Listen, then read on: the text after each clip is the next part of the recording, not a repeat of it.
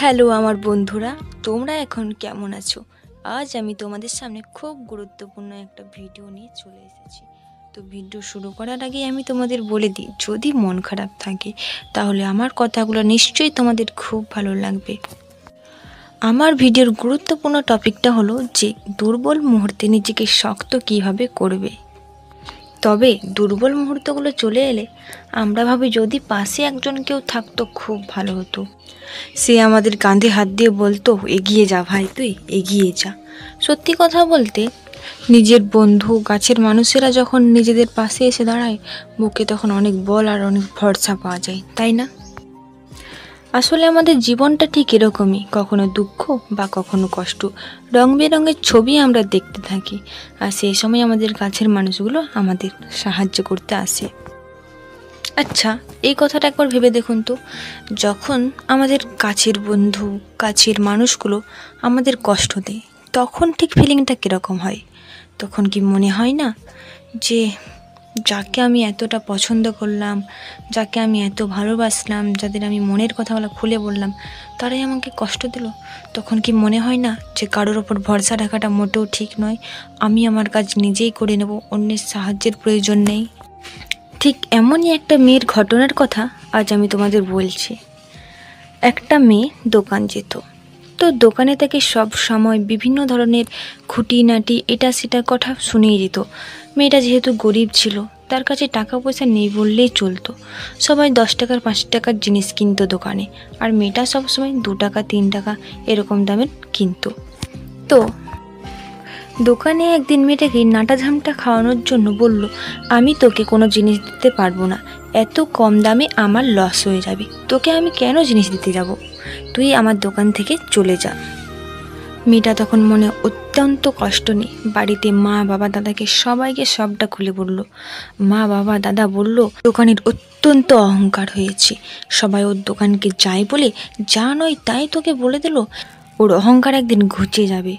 আজ থেকে শুনে রাখো, ওর দোকান কেউ যেও না, ওর দোকান আমরা যাব না, তুইও যাবি না, দেখি ওর দোকান না গেলে কি আমাদের চলবে না।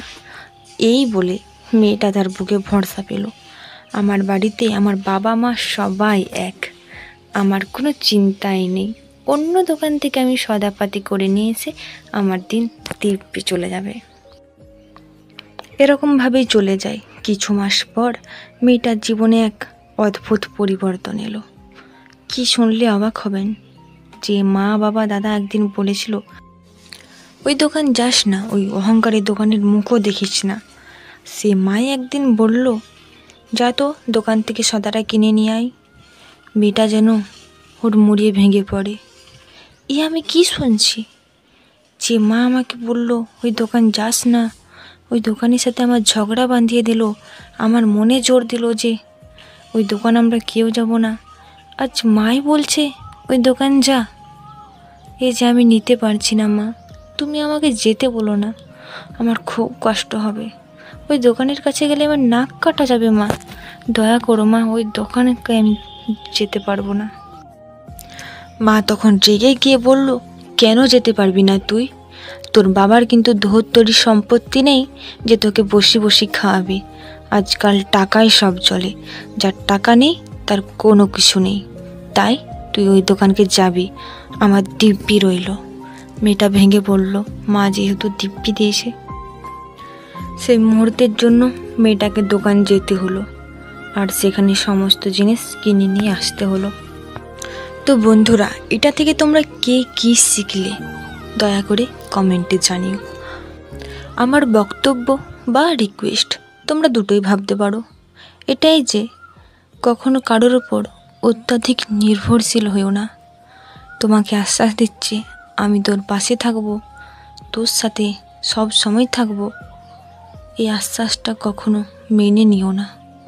নিজের জীবনের সিদ্ধান্ত তোমরা নিজেরাই নিতে শিখো, এতে লাভ তোমাদের নিজেরই হবে, অন্য কারো লাভ হবে না।